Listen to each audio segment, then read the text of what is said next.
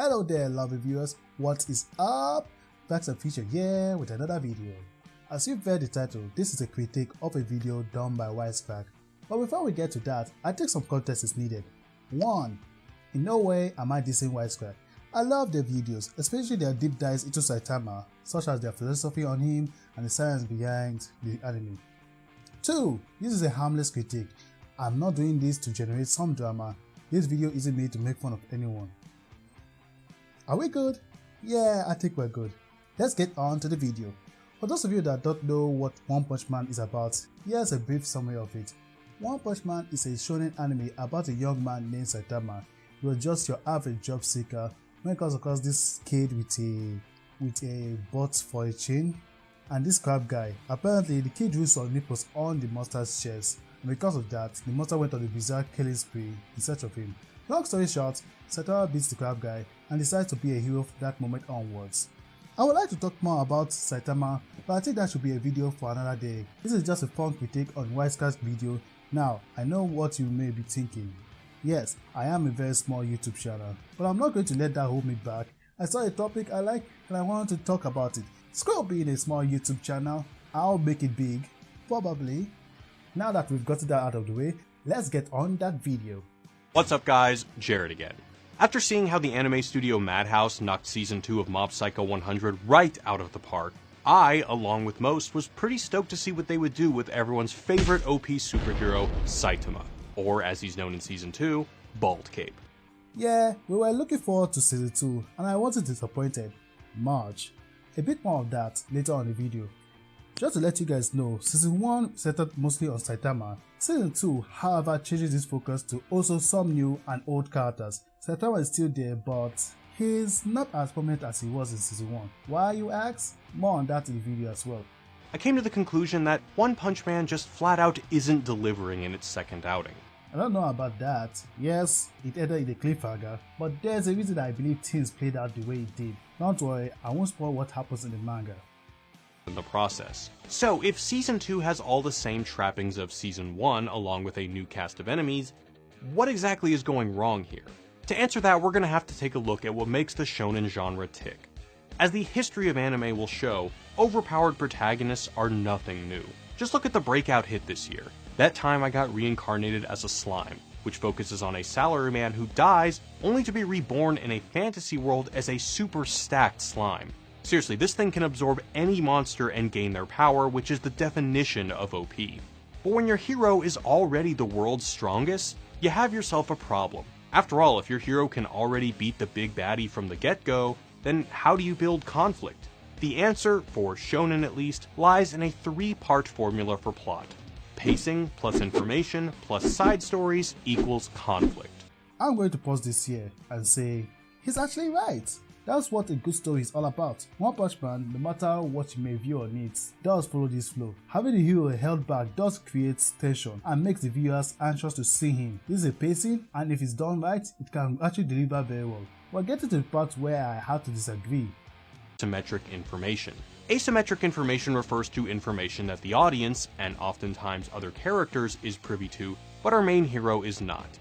But in delaying your main hero's arrival, you're arguably putting your main plotline, or your A story in TV speak, on hold. As a consequence, shows have to really drum up their B and C stories, more commonly known as side plots, in order to compensate. Basically, if your main hero's not doing anything, then the rest of the cast needs to pick up the slack. In doing so, these B and C stories will help drive the overall narrative forward, letting the hero swoop in at the last minute and bring the main plotline to a close.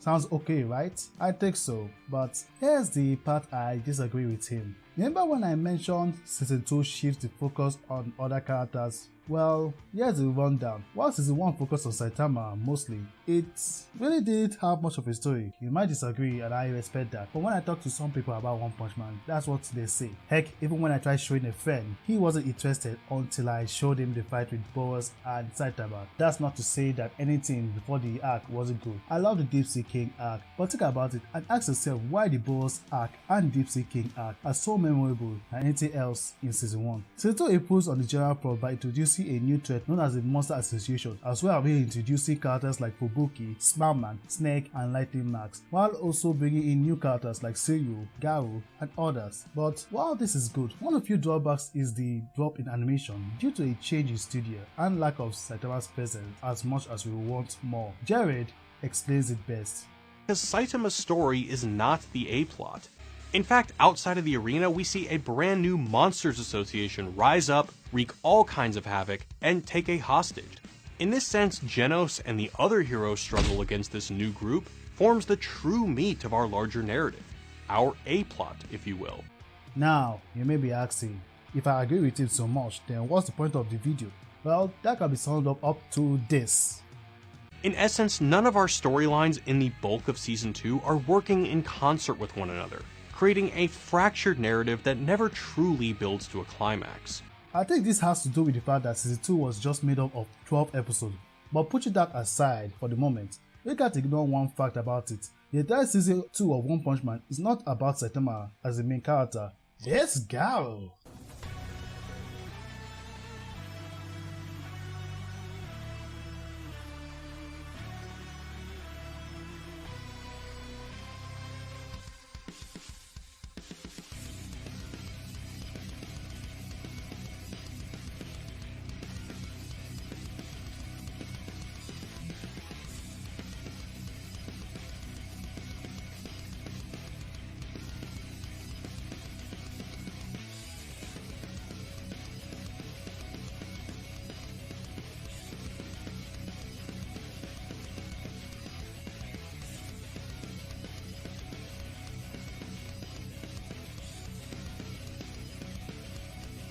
I know some of you might not agree, but I believe that's the case because we've seen something like this with Avengers Infinity War. Meet Thanos, the Mad Titan. Yes, I'm comparing One Punch Man to Avengers Infinity War. Just hear me out. As many of you know, Infinity War was a combination of Marvel movies in the entire MCU. But despite the Avengers being the main characters and the heroes, our main character in that movie turned out to be Thanos. Don't believe me? Check out one of the interviews with Joe and Anthony Russo. I'm not saying Thanos follows the shonen formula. Oh, heck no. But this does have a somewhat connection with Garou, the hero hunter. He's not a hero, and yet this is our season's main character. It's him. Why do I insist on this idea? Well, we're gonna have to go with what Jared said. Remember, Jared said that in shonen, conflict is built by a three-part formula: pacing, information, and side story. This happens in Season 2 of One Punch Man, and yet, at the same time, it doesn't. Let's get with one question in mind. Just who is Garou? Garou is a hero hunter who wishes to destroy the concept of heroes and become the strongest monster. But in order to understand him, we have to go back to a certain point of his life, a time before he went on the path he chose. Back when he was a kid, Garou was a loner, and because of this, he was bullied by his classmates, specifically by the most popular kid. Always, he was chosen to play as the monster in the arcade games, but never allowed the spot of a hero. Not that he minded, of course. Every time they played those games, the hero is always the popular kid. As such, there was no way he could ever rise from where the position their body placed him as, just because of his low social standing.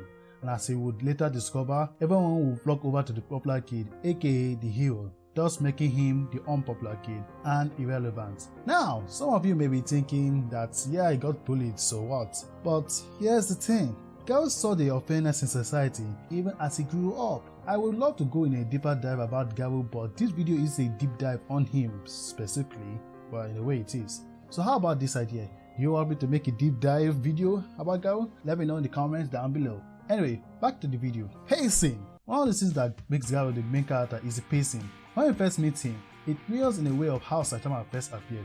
Afterwards, we see him demolish the villains and the heroes in that meeting. He came, he saw, he defeated, and then he walked away without any drawbacks. We see him as strong, we see him as incredible, and because of that, we anticipate the moment that he would meet Saitama, the anime hero. But here's the pacing actually becomes really good. When he meets Saitama, he loses, even before his mind could register what just happened. This guy that we saw take down 2 S-class heroes and some A-class heroes will take it down like any other villain that Saitama has faced. But why? Is this a good thing? Well, it's simple.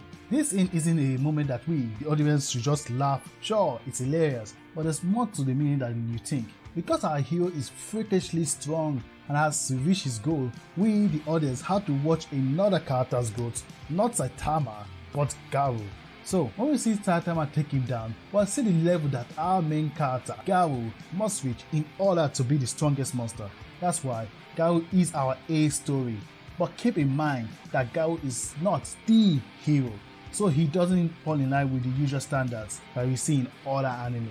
So does that mean there is no B and C story? No, that's not what I'm saying. Heck, we got plenty of those side plots in the season 2. C story revolves around the heroes, specifically the A-class heroes such as Death Gatling, Glasses, and Smile Mask, and the S-class heroes, Genos and Silverfang. What makes the A-class heroes count in this plot is due to their circumstances they find themselves in. We see that when the monster association attacks, some of the heroes are overwhelmed by certain monsters they can't defeat. But once someone like Flashy Flash, Tatsumaki, and Silverfang comes in and takes down the monster with incredible power, is enough to change those other heroes' view of some things about heroism. As a result, these heroes feel the need to overcome their individual limit by facing Garou, aka our A story.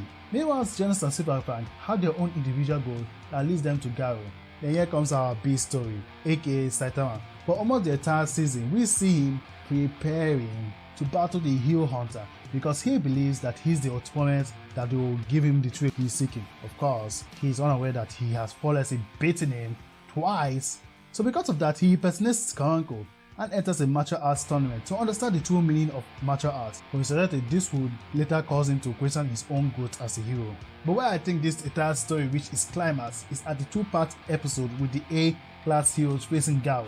Yeah, rather than the A story, which should be the heroes normally, coming to resolve the story that the B and C story are evolving that always has to be with a villain. It's the B and C stories, aka the heroes, that come to meet the A story, aka the villain, aka Garou. I can already hear your question. Yes, Saitama didn't make it to the battle involving Garou until the Hero Hunter had been taken away, and that's because the episodes weren't enough. Let's be real here and say the one big battle that Wisecrack either forgot or chose to ignore. Season 2 had 12 episodes. Trying to use Dragon Ball Z Namek arc with One Punch Man is unfair since they have a huge vast number of episodes than the other. Yes, both animes have goals along the line of asymmetric information, but compare the Deep Sea King arc with the Namek arc, which has a whole lot of episodes, and then expecting the same two to be done just in a season 2 with 12 episodes is just poor comparison. I don't blame the studio that made the season 2 for the short number of episodes. If you've read the manga, then you know that this manga has to resolve the whole crisis with the Monster Association. Nor have we reached any conclusion to Garou's growth. So yeah, we just have to hope that season 3 is greenlit so we can reach a proper conclusion. But concerning the updates with the manga's chapter, I'm guessing we won't see that until like 2022 or 2023. And that's where we end the video. If you enjoyed what I brought to you here, please click on that like button, be sure to subscribe and click that notification bell so you can be notified of future updates. Oh, and share your thoughts on the video in the comments. We now have a Facebook and Twitter account set up. They should be on the screen right now, but just in case, check them out in the description. And if you're feeling generous, support the channel financially by clicking the Patreon link. We got rewards for you and there's no limit to how low or high you can contribute. I really would appreciate it if you guys helped out. Thank you for checking out this video. Have a lovely day and night. This is Facts and Fiction and I'm taking off.